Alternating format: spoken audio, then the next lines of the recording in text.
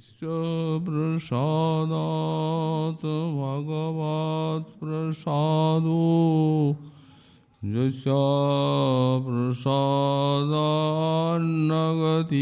कुतोऽपि ध्येयं स्तुवं स्तस्य यशस्त्रिसन्ध्यां वन्दे गुरो श्रीचरणारविन्दम् आजानुलम्बितभुजौ कनकावदातो संकीर्तनैकपितरौ कमलायताक्षौ विश्वम्भरौ द्विजवरौ युगधर्मपालौ वन्दे जगत्प्रियकरौ करुणावतारौ नमस्त्रिकालसत्याय जगन्नाथसुताय च सवृताय सपुत्राय सकलत्राय ते नमः बर्हापीडाभिरामं मृगमदतिलकं कुण्डलाक्रान्तगण्डां कञ्जाक्षं कम्बुकण्ठं स्मितसुभगमुखं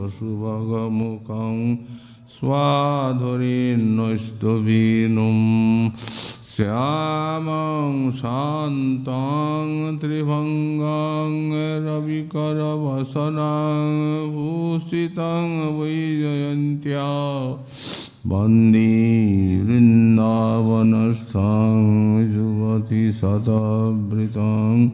ब्रह्मगोपालवेशं तप्त काञ्चन गौरङ्गी राधे वृन्दावनेश्वरी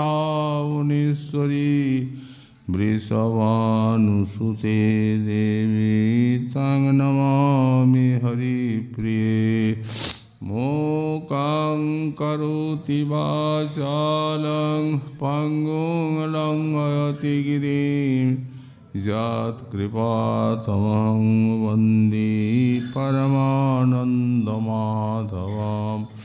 वाञ्छाकल्पतरुभ्यश्च कृपासिन्धुभ्यैव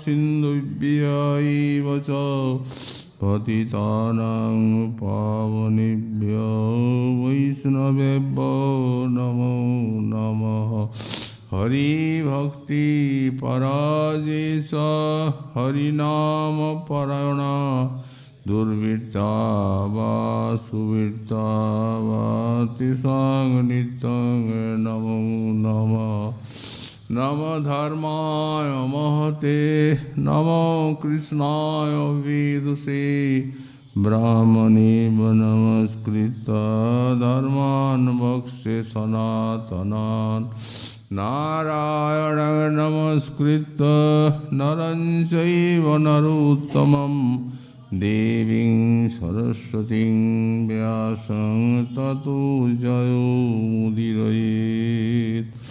जय रूप सनातन भट्ट रघुनाथ श्रीजीव गोपाल भट्ट दास रघुनाथ ऐसै गोसाईर करी चरण वंदन जहाँ हुईति विघ्ननाश अभीष्ट पुरन दुर्गमी गतिमेन्द्रस्य स्खलत्पादगतिर्मुहुः सकृपाजुष्टिदानेन सन्त बलं वनम्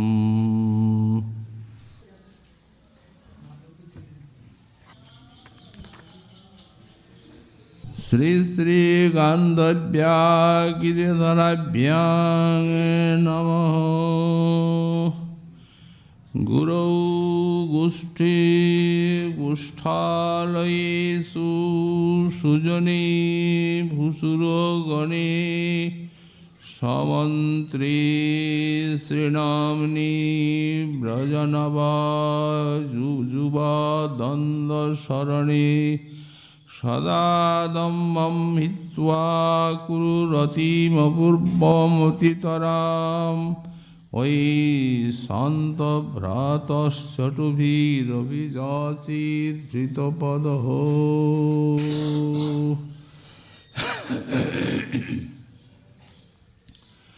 পরম কারুণিক পরম আরাধ্য অষ্টোত্তর শত শ্রী শ্রী গুরু মহারাজের সপ্তত্রিংশ বর্ষ তিরোধান তিথির আরাধনা উপলক্ষে আমাদের এই শ্রী শ্রী ভাগবতী সভার অনুষ্ঠান। এই অনুষ্ঠানে এবারে আমরা আমাদের আলোচ্য বিষয় রূপে কলিযুগ পাবনাবতার শ্রীমন মহাপ্রভুর পরম প্রিয় পার্ষদ বিশ্ববরেণ্য জগৎ পাবন পদরেণু শ্রী শ্রী ষড়গোস্বামী পাদের অন্যতম আচার্য শ্রী শ্রী রাধাকুণ্ডাশ্রয়ী শ্রী শ্রীল রঘুনাথ দাস গোস্বামী পাদের শ্রী শ্রী মনশিক্ষা স্তব আলোচনার বিষয়রূপে গ্রহণ করেছি। শ্রীল গোস্বামীপাদ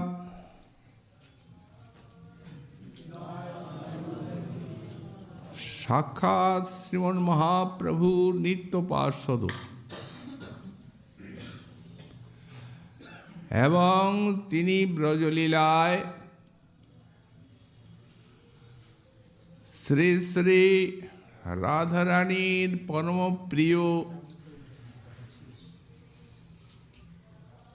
এবং অতি অন্তরঙ্গা কিঙ্করী শ্রী রতি মঞ্জরী বা তুলসী মঞ্জরী রূপে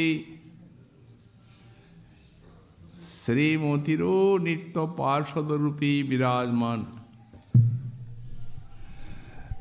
তিনি এই গৌরলীলায় বিশ্বমানবের সুশিক্ষার জন্য বা ভজন শিক্ষার জন্য তিনি ওই নিত্য পার্ষদের পদ থেকে অজাতরতি সাধকের ভূমিতে নেমে এসেছেন এবং অনর্থ সংকুল চিত্ত সাধকের মতো তিনি এই স্তবে তার মনের নিকটে কতকগুলি উপদেশ বা শিক্ষা প্রদান করছেন।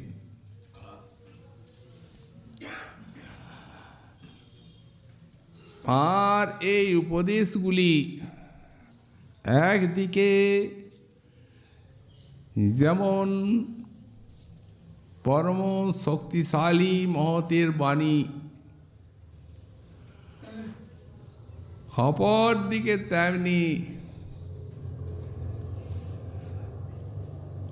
সেই রঘুনাথের হৃদয়ের যে আরতি উৎকণ্ঠা প্রেম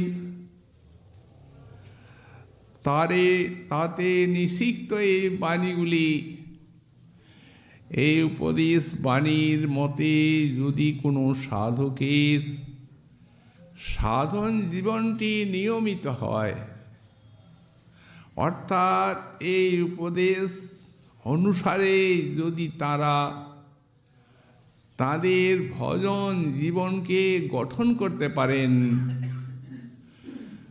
তাহলে উপদেশাবলী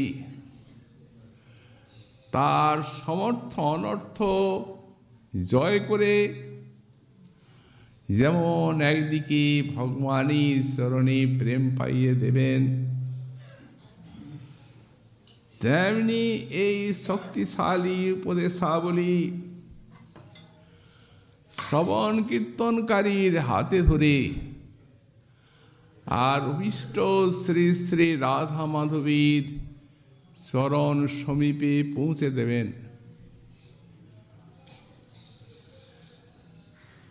আরও একটি তাঁর এই বাণীর মহাশক্তির কথা আমরা বলি।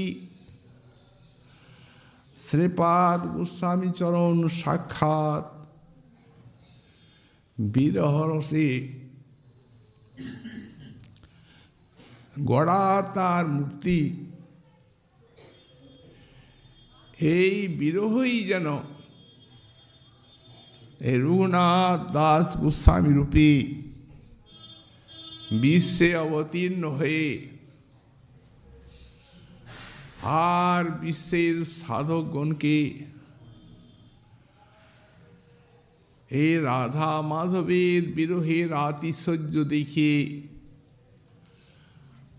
আর মহাশক্তিশালী ভজন সম্পদ দান করে গেছেন। বিরহে বিরহে একদিকে তার প্রাণ যেন জর্জরিত, শতধা বিদীর্ণ, অপরদিকে তেমনি আরতি, উৎকণ্ঠা, ব্যাকুলতা ইত্যাদিতে সতত শ্রী গোস্বামীপাদের হৃদয় মন সর্বদা শোকাতর। আমাদের শ্রী ভক্তিরত্নাকর লিখেছেন, এই বিরহীর পর বিরহটির চিত্র। রাধা কৃষ্ণ বিয়োগে শ্রীপাদ ছাড়িল সকল ভোগে, সুখ রূপ অন্নমাত্র সার, চৈতন্যের বিয়োগে অন্ন ছাড়ি দিলা আগে, কেবল ফল গব্য করিল আহার, সনাতনীর অদর্শনে তাহা ছাড়ি সেই দিনে কেবল করে জল পান, আর রূপের বিচ্ছেদ যাবে। এই জল ছাড়ি দিলা তবে রাধা কৃষ্ণ বলে রাখে প্রাণ, এই প্রেম রসই আহার। কেন এতখানি বিরহ? কারণটি বলছেন, সেরূপের অদর্শনে না দেখিয়া তাঁর গণে বিরহে ব্যাকুল হইয়া কাঁদে, কৃষ্ণ কথা আলাপন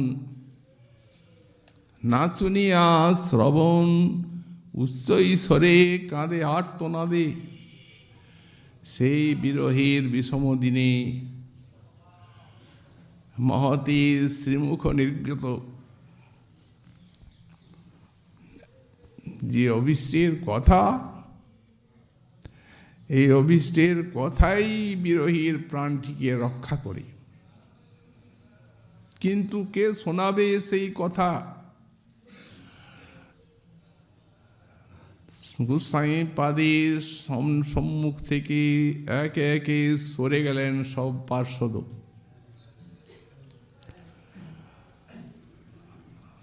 হতে কি বলে কাঁদছেন, হা রাধা কৃষ্ণ কথা, হা ললিতা বিশাখা, কৃপা করি দেহ দর্শন, হা চৈতন্য মহাপ্রভু, হা স্বরূপ মোর প্রভু, হা হা প্রভু রূপ সনাতন। কাঁদে গোসাই রাত্রি দিনে, তার পুড়ি যায় তনু মনে, ক্ষণে অঙ্গ ধুলায় ধূসর, চক্ষু অন্ধ অনাহার, আপনার দেহভার বিরহে হইল জড়জড়। হে রাধা কুণ্ড তটে পড়ি সগনে নিঃশ্বাস ছাড়ি, মুখে বাক্য না হয় স্ফুরণ, মন্দ মন্দ জিহ্বা নড়ে, প্রেম অশ্রু নেত্রে পড়ে, মনে কৃষ্ণ করে স্মরণ। এই অবস্থায় গোস্বামীপাদ এই স্তবাবলী স্তোত্র আদি রচনা করেছেন। অতএব তাঁর হৃদয়ের যে সেই বিরহ অনল, এই সমস্ত বাণীর মধ্যে নিহিত আছে। উৎকলিকা বল্লরীর প্রথম শ্লোকের ব্যাখ্যায় শ্রীপাদ বলদেব বিদ্যাভূষণ বললেন, आसीत काचित उत्कलिका बल्लीरेषा कठिन चित्र ग्राव नितांत द्रुति हेतु। বললেন এই যে উৎকণ্ঠাময় বাণী, এগুলি সাধকের শ্রবণ কীর্তনকারী যদি কর্ণপথে জিহ্বাতে যদি অন্তরে প্রবিষ্ট হয়, তাহলে তার চিত্তটি যদি বিষয় বাসনায় অতি কঠিন থাকে, তো সেটি কি গলিয়ে আর এই বাণী সেখানে প্রেমের সঞ্চার করে দেবে। বাষ্পের মতো শক্তি এর সেই প্রেমের রাজ্যে। এই শ্রবণ কীর্তনের শ্রী গোস্বামীপাদের বাণীর এই একটা বিশেষ শক্তি এবং ফল। স্তোত্রটি রচনা করে আর নাম দিচ্ছেন শ্রী শ্রী মনশিক্ষা। মনের নিকটে কতগুলি শিক্ষা দিচ্ছেন। এই যে মানবের মন, মন চোখে দেখে না, অন্ধ, এবং এ নির্বাক, কথাও বলতে পারে না। চোখে দেখে না, কথা বলে না, অথচ সর্ব ইন্দ্রিয়ের সে হচ্ছে নিয়ন্তা, পরিচালক। বহিরিন্দ্রিয় অন্তরিন্দ্রিয় সর্বেন্দ্রিয়ের পরিচালকই মন। এবং সাধক যে সাধন ভজন করবেন, তারও আবার এই মনের সহায়তাই সর্বাগ্রে প্রয়োজন। অথচ সেই মন একবারে ঘোর বিষয়নিষ্ঠ হয়ে আছে। ভজন করব কি করে আমরা? আমাদের শ্রীজীব গোস্বামীপাদ তিনি তার পরমাত্ম সন্দর্ভে লিখলেন, যেই যে জীব কোটি জগতের তত্ত্ব তাসাং বর্গোদ্যম, এর দুটি শ্রেণী আছে। এক শ্রেণী অনাদিকাল থেকে ভগবানের চরণে উন্মুখ আছেন, তারাই হচ্ছেন পার্শ্বদ। আর অপর এক শ্রেণী অনাদিকাল থেকে ভগবত বিমুখ হয়ে আছেন। এই যে অনাদিত এব ভগবত পরাঙ্মুখ কারণ দেখাচ্ছেন তদ্বৈমুখ্যাৎ। অনাদিকাল থেকে আমরা আজ ভগবানের পরাঙ্মুখ হয়ে আছি, নিজ প্রভুকে ভুলে আর এই বিষয়ের আকর্ষণে এসে পড়েছি। এর কারণই হচ্ছে ভগবানের বৈমুখ্য দোষ। তো কৃষ্ণ ভুলি সেই জীবনাদি বহির্মুখ, অতএব মায়া তারি দেয় সংসার দুঃখ। এই মহাপ্রভুর উপদেশ। এই সংসার দুঃখ দেওয়ার প্রকারটা কি প্রকার? বলেন এই যে মায়া, এই মায়ার দুটি বৃত্তি, একটি গুণমায়া আর একটি জীবমায়া। গুণমায়ার কার্য হচ্ছে সে ত্রিগুণের দ্বারা এই যে বদ্ধ বহির্মুখ জীবের ভোগ ক্ষেত্র, অনন্ত ব্রহ্মাণ্ড, এগুলি সৃষ্টি করছে। অবশ্য ভগবানের অধ্যক্ষতায়, তার নিজের কিছু নেই। আর জীব মায়ার দুটো বৃত্তি, একটি হচ্ছে আবরিকা আর একটি হচ্ছে বিক্ষেপিকা। এই আবরিকা শক্তির দ্বারা জীব মায়া সে জীবের স্বরূপকে ঢাকা দিয়ে দিচ্ছে। কারণ জীবের স্বরূপ তো আনন্দ সত্তা, চিৎ কণ, চিৎ বস্তু, তাকে তো মায়ার গ্রাস করার শক্তি নেই। কিন্তু কণ বলে তটস্থা শক্তি, তাই আকর্ষণ বেশি হলে মায়ার দিকে যাবে। এই যে মায়ার দিকে যাচ্ছে, এই দুটি আবরণের স্বরূপ ঢাকা পড়ছে। একটি আবরণ হচ্ছে সূক্ষ্ম দেহ আর একটি হচ্ছে স্থূল দেহ। তো সূক্ষ্ম দেহ মন, বুদ্ধি, চিত্ত, অহংকার ইত্যাদি কয়েকটি সমষ্টি, আর স্থূল দেহ এই সপ্তধাতু গঠিত দেহ। এ সমস্ত দেহের মধ্যে সাধন শরীর একমাত্র নরদেহ, নরতনু ভজনের মূল। তখন এই যে নরতনু পেয়েছে জীব, এতেই তো সাধন ভজন করবে, উপাসনা করবে। তো এই যে অন্তরিন্দ্রিয় যে চারটি আছে, মন, বুদ্ধি, চিত্ত, অহংকার, তার মধ্যেই যে মন পরম শক্তিশালী, সমস্ত ইন্দ্রিয়ের অধিকর্তা। এর পরিচালনা অনুসারে এই বাহিরের ইন্দ্রিয়গুলিও চলবে, আর বুদ্ধি ইত্যাদি যে অন্তরিন্দ্রিয় তারাও চলবে। তাদের নিজের কোনো স্বাধীনতা নেই।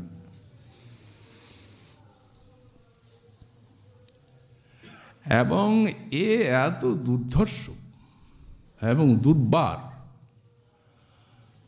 শক্তিশালী, যে সাধক যে কে ভজন সাধনের দ্বারা নিয়ন্ত্রণ করে আর নিজের অধীন করে আর ভজনে প্রবৃত্ত হবেন, সে ক্ষমতা সাধারণ সাধকের সুদূর পরাহত। সাধকের কথা রাখুন, ভগবান শ্রীকৃষ্ণ অর্জুনকে বলছেন, মনকে বশীভূত করো, যোগী হও। অর্জুন ভগবানের কথার উত্তর দিচ্ছেন,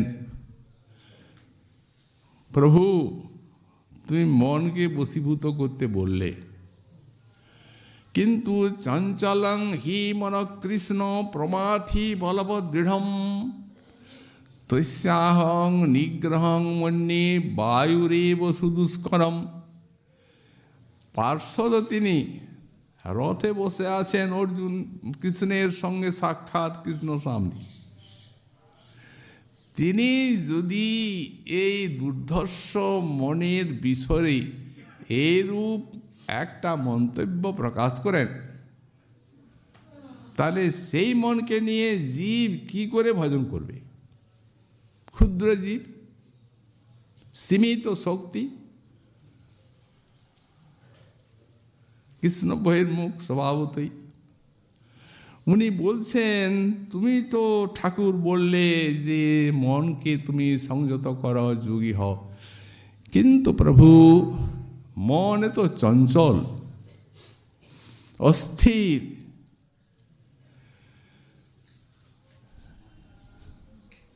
এবং প্রমাথি। ব্যাখ্যাকার লিখছেন প্রমাথি শব্দের টিকায়, ভগবান যদি বলেন দেখো অর্জুন আছে উপায়, মনের থেকে শ্রেষ্ঠ হচ্ছে বুদ্ধি, অতএব বুদ্ধির দ্বারা তুমি মনকে সংযত করে নাও। তার উত্তরে বললেন প্রমাথি, অর্থাৎ বুদ্ধিকে মন্থন করে। এই মন, বিষয়নিষ্ঠ মন যখন বিষয়ের দিকে চিত্তটিকে সাধকের আকর্ষণ করে, তখন বুদ্ধিমানের বুদ্ধি, জ্ঞানীর জ্ঞান সব আচ্ছন্ন হয়ে যায়, ওগুলিকে মন্থন করে দেয়। এখন বুদ্ধি কি করবে? বুদ্ধি তো ঠিক আছে, বুঝতে পারছে ঠিক, কিন্তু কার্যক্ষেত্রে তার শক্তি দুর্ধর্ষ মনের কাছে কুলায় কি? যেমন একটা দৃষ্টান্ত আমরা দিচ্ছি, এই দেখুন, এই পতঙ্গ জানে না যে ওই প্রদীপ শেখার ভিতরে তার মৃত্যু আছে, ও জানে? ও তো কিছু জ্ঞান নাই। কীট যখন আলোটা দেখে, তখন তার ওই আলোর রূপে মনটা মুগ্ধ হয়, না জানি ওর ভিতরে কি আনন্দ আছে, ঝাঁপ দিয়ে সঙ্গে সঙ্গে মরে যায়। আচ্ছা, যারা মাছ ধরে বড়িশে, তাদের যে সেই বড়িশে যে আমিষটা, মৎস্য যখন দেখে, তখন সে কি জানে যে ওর ভিতরে তার মৃত্যু আছে? ও জানে না, অজ্ঞান জীব। খেয়ে ফেলে, সঙ্গে সঙ্গে মৎস্য খাদকের হাতে বেচারার প্রাণ যায়। কিন্তু মানুষ তো জানে, বুদ্ধি আছে, যে এই বিষয়টি যদি আমি গ্রহণ করি তাহলে আমার ভজনের অনিবার্য ক্ষতি। কিন্তু জেনে শুনেও আর সে এই বিষয়কে গ্রহণ করছে, অনিষ্ট বলে জানি, তাহলে বুদ্ধি কাজ দিচ্ছে কই? বুদ্ধিকে মন্থন করছে এই মন। এই জন্যই মহাজন বললেন শুধু একটা নয়, 5টা বিষয়কে ভোগ করছে। এই কীট, মৎস্য ইত্যাদি যেগুলো, সেগুলো একটা বিষয়ের আকর্ষণে প্রাণ হারায়। আর যারা 5টা বিষয়কে যে মানুষ ভোগ করছে, সে মরবে না তো মরবেটা কে? কুরঙ্গ, মাতঙ্গ, পতঙ্গ, ভৃঙ্গমীনা, হতা পঞ্চবিদেব পঞ্চ, একংশ প্রমাথি কথং নহন্যতে সেবতে পঞ্চবিদেব পঞ্চ। দেখুন, কুরঙ্গ যে মৃগ ব্যাধির জ্ঞানে মোহিত হয় এবং সেই দিকে শব্দগুণ সেই দিকে ছুটে যায়, ব্যাধ বুকে বাঁধ দেয়, মৃত্যু। মাতঙ্গ মানে হস্তি, যারা হাতি ধরে তারা ঘরে হাতি পুষে রাখে, আর সেই পোষা হাতিটিকে হাতির জঙ্গলে নিয়ে যায়। এখন নতুন হাতি দেখেই আরেদের স্পর্শগুণ লোভী এরা, তো সেই হাতিটিকে স্পর্শ করার জন্য হাতি ছুটে আসে, স্পর্শ করতে থাকে, সেইখানেই জাল পাতা থাকে। হাতি আবদ্ধ হয় এবং বদ্ধ হয়ে তার মৃতপ্রায় হয়ে যায়। তেমনি পতঙ্গ রূপ শিকার কথা আমরা বললাম। ভৃঙ্গ রস, ওই কমলের গন্ধে আকৃষ্ট হয়ে ভ্রমরটা এলো, আর তারপরে কমলে বসলো, বসে এত সেই মকরন্দ রসে মাতালো, যে সন্ধ্যা হয়ে গেল, বের হয়নি। সন্ধ্যা হলে সূর্য মুদিত হলো, কমল মুদ্রিত হয়ে গেল, ভিতরে থেকে গেল, বাস ওইখানেই মরে গেল, প্রাণ গেল। তেমনি মিন, তার কথা আমরা পড়লাম। তো এই শব্দ, স্পর্শ, রূপ, রস, গন্ধ, একটা বিষয়ে সেবায় এরা মরছে। আর মানুষ যুগপৎ 5টা বিষয়কে সেবা করছে।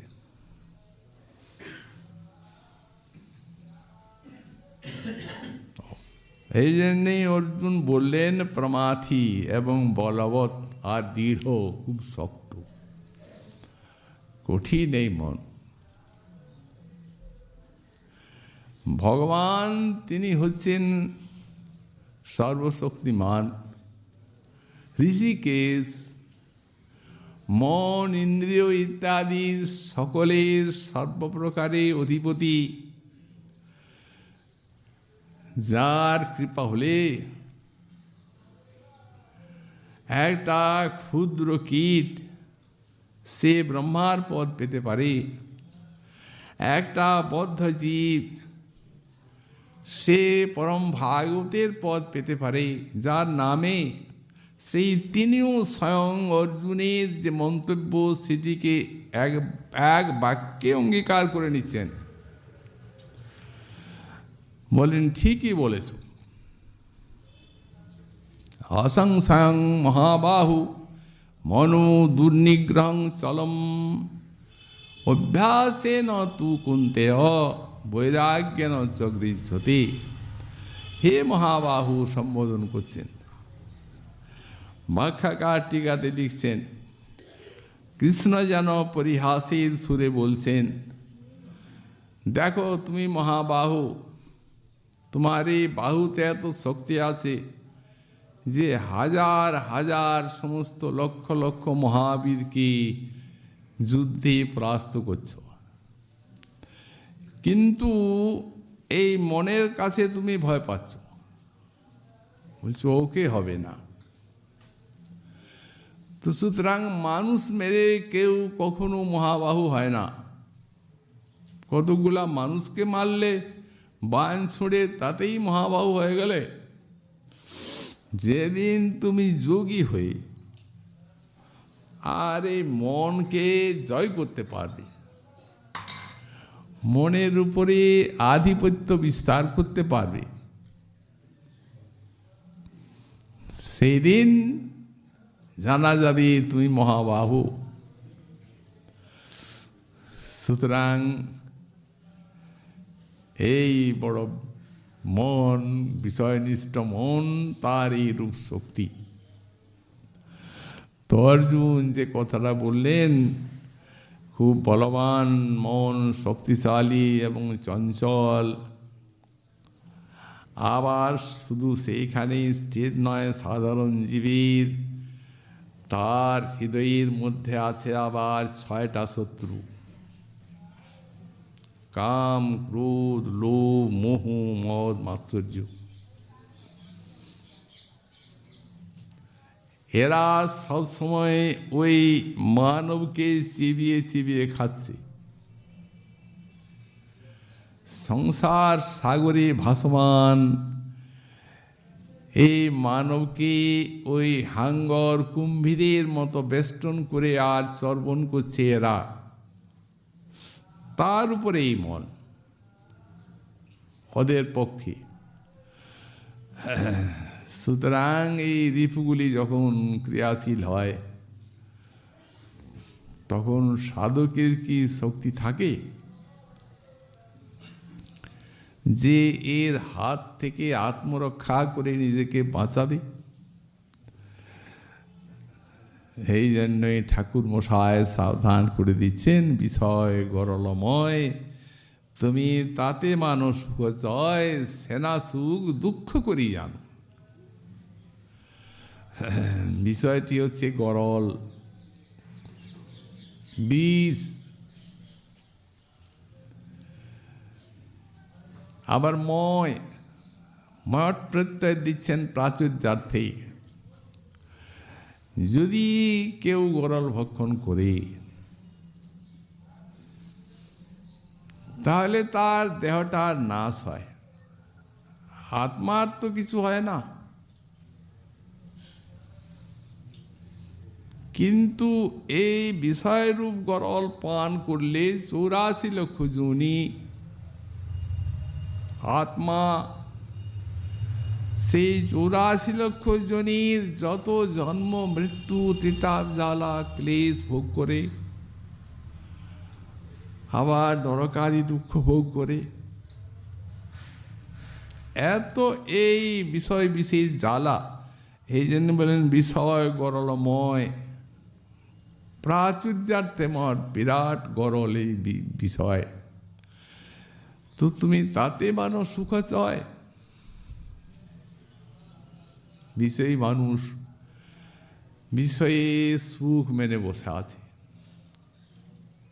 সারা জগৎটার দিকে চেয়ে দেখুন, সারা বিশ্বটা মাতোয়ারা বিষয় মদে মত্ত। তারা এমন জীবনে কোনো ক্ষণ নেই যে তারা এই নিজেদেরকে আর কি করছে সেই বুদ্ধি নিয়ে তারা এই সাধন ভজনের দিকে চলবে। সারা বিশ্বটাকে দেখুন, কয়েকজন সাধক এবং ভজন করছেন তারা, তাদেরকে রাখুন।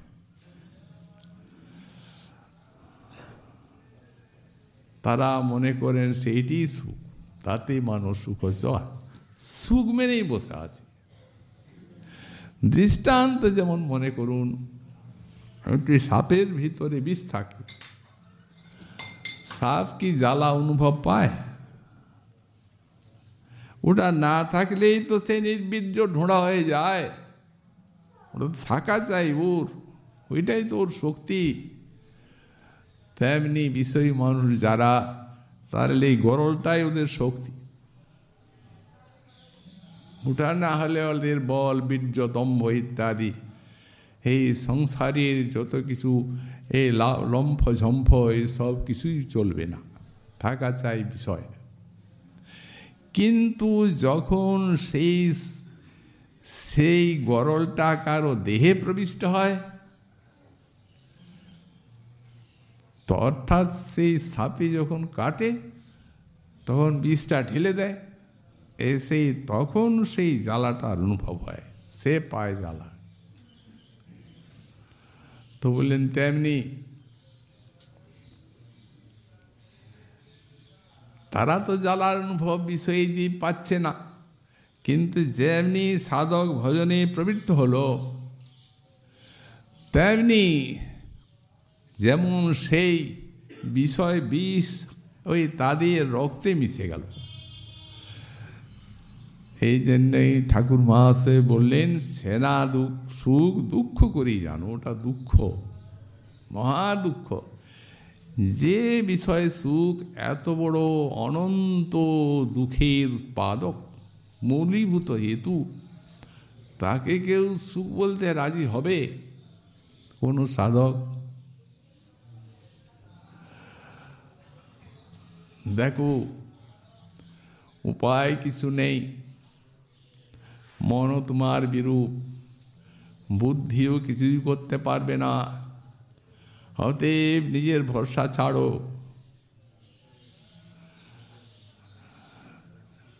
তোমার মন বুদ্ধি দুষ্ট, তারা বিষয় ভোগ করে দুষ্টতাকে প্রাপ্ত হয়েছে, বিষয় তারা চাইবেই। সুতরাং তুমি তাদেরকে উৎকৃষ্ট বিষয় দাও, গোবিন্দ বিষয় রস, শ্রী ভগবানের শব্দ স্পর্শ রূপ রস গন্ধ শ্রবণ কীর্তনের দ্বারা এই সমস্ত গোবিন্দ বিষয় রসের আস্বাদন সাধক লাভ করেন। গোবিন্দ বিষয় রস। কিন্তু সাধারণ সাধক শ্রবণ কীর্তন করেও কি সেই গোবিন্দ বিষয় রস, গোবিন্দের শ্রবণ কীর্তন অর্চন বন্ধনের দ্বারা আস্বাদন করতে সক্ষম হবে? হবে না। এই জন্য বলেন সঙ্গ করো তার দাস, দাসের সঙ্গ করতে হবে। কৃষ্ণ ভক্ত সঙ্গ, কৃষ্ণ ভক্ত সঙ্গ করি, কৃষ্ণ ভক্ত অঙ্গ হেরি শ্রদ্ধান্বিত শ্রবণ কীর্তন, তবে পাওয়া যাবে এই গোবিন্দ বিষয় রস শ্রবণ কীর্তনের দ্বারা। এই জন্য বললেন সঙ্গ করো দাতার দাস। সন্ত এবান্ত চিন্তন্তি ব্যাস মনোব্যাসঙ্গ মুক্তিভি। শ্রীমদ্ ভাগবত বলেন উক্তিভি, অর্থাৎ সন্ত সাধু যারা, তারা হরিকথা কীর্তনের দ্বারা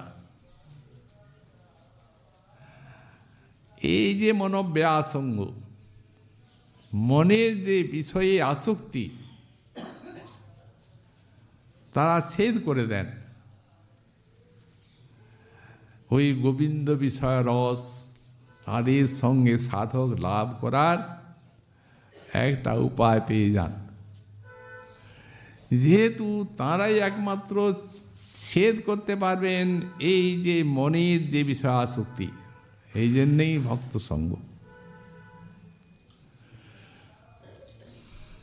আর একটি কথা বললেন, প্রেম ভক্তি সত্য করে যান।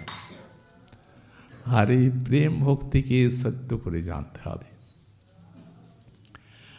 অর্থাৎ এই বিশ্বজগতে ভগবানের দাসজি স্বরূপ বলে তারা এই নানা জনিতে যে দুঃখ ভোগ করছে, এখন এই নেদেহ মাধ্যম সুলভম সুদুর্লভম, এখন এই নরদেহ এই মহাসুযোগ, মনকে বশীভূত করার, সাধনা করার, ভজন করার এমন সুযোগ আর জীব হারালে পাবে না। এই জন্য নিদেহ মাধ্যম সেটি সুলভম সুদুর্লভম, সুদুর্লভ বস্তুটিকে আজ ভগবানের কৃপাতে জীব সুলভ করে পেয়ে গেছে। এমন সে পশুজনিতে এমন কাজ করে নাই যার জন্য সে এই সংসার সাগর উত্তীর্ণ হওয়ার নৌকার মতো এই নরদেহের দাবি করতে পারে। মহাজন বললেন কৃপা করে তার দুঃখ দেখে আর ভগবান তাকে নির্হত করুণায় নরদেহ দিয়ে থাকেন, যাও পার হয়ে যাও, আর কতই দুঃখ ভোগ করবে।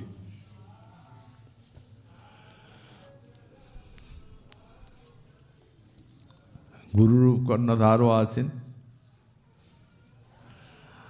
অতএব যারা ভজন করেন না, এই সুযোগ পেয়েও যারা এই দুষ্ট বিষয়নিষ্ঠ মনকে ভগবৎনিষ্ঠ করার চেষ্টা করেন না, যারা জানেন না যে প্রেম ভক্তি এইটি সত্য, এটি তো আপন ধন, এই প্রেম মুক্তি হারা হয়েই তো জীব বিষয়ী আর জীব সংসারী।